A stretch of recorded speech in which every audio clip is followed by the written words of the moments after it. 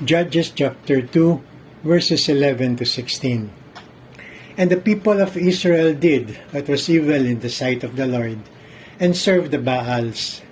And they abandoned the Lord, the God of their fathers, who had brought them out of the land of Egypt.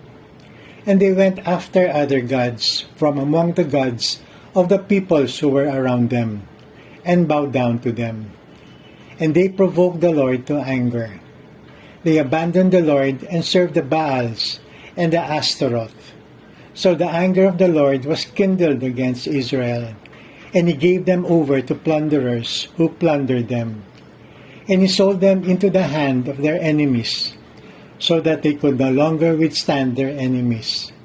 Whenever they marched out, the hand of the Lord was against them for harm, as the Lord had warned, and as the Lord had sworn to them, and they were in terrible distress. And the Lord raised up judges who saved them out of the hand of those who plundered them. Judges chapter 2 tells us how God had brought his people out of slavery in Egypt, and how he brought them to the land he promised to their ancestors, a land flowing with milk and honey. But God's people would quickly forget how God had been good and faithful to them, and they would rebel against God and turn to other gods. They would forsake God, and God did not forsake his people. Verses 11 to 16 describe how God's chosen people went through cycles of obedience and blessings, and disobedience and trouble. When they obeyed God, they enjoyed peace in the land and God's blessings.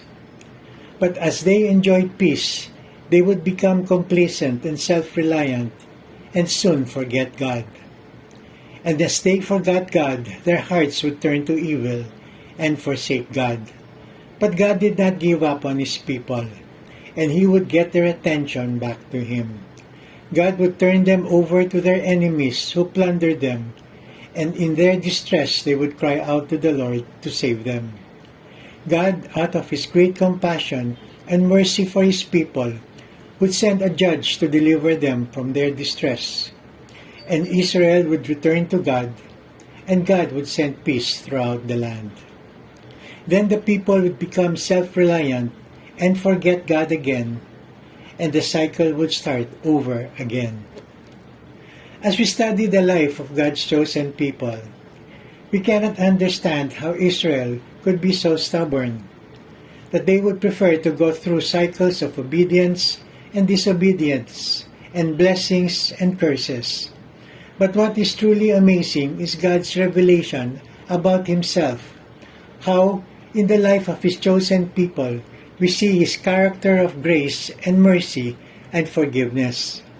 That despite the stubbornness of Israel, God remains faithful to them. We see his compassion as his people cry out to him to save them from the hands of their enemies, and how he takes pleasure in blessing them as they return to him.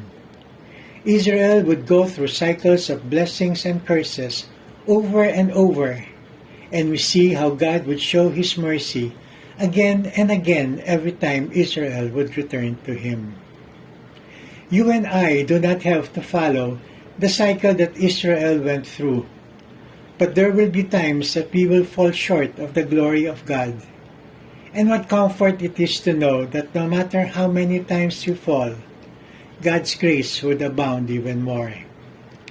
I would like to end by sharing the lyrics of a song by Laura Story called Grace, and it goes, I ask you, how many times will you pick me up when I keep letting you down?